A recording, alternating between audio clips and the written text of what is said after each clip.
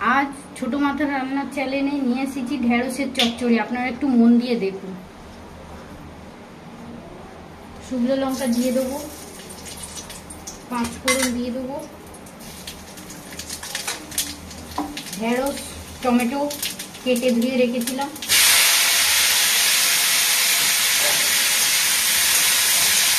এইভাবে ঢেঁড়সটাকে রান্না করবো, খুব ভালো খেতে লাগে।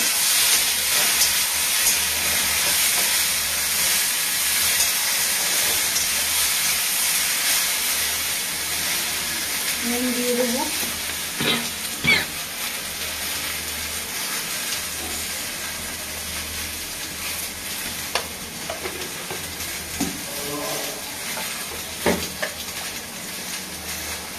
হলুদ দিয়ে দেবো,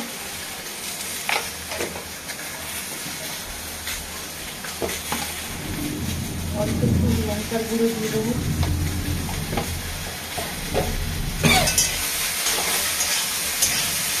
জল দিয়ে দেবো,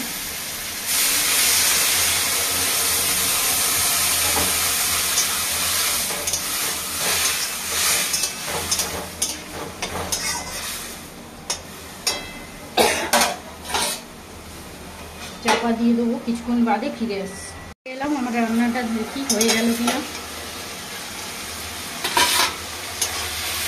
রান্নাটা হয়ে গেছে, দিয়ে দেবো।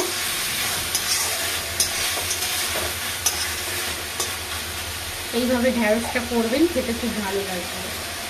আজকের মতন বিদায় নিচ্ছি। যদি আমার রান্নাটা ভালো লেগে থাকে লাইক করবেন, সাবস্ক্রাইব করবেন, শেয়ার করবেন।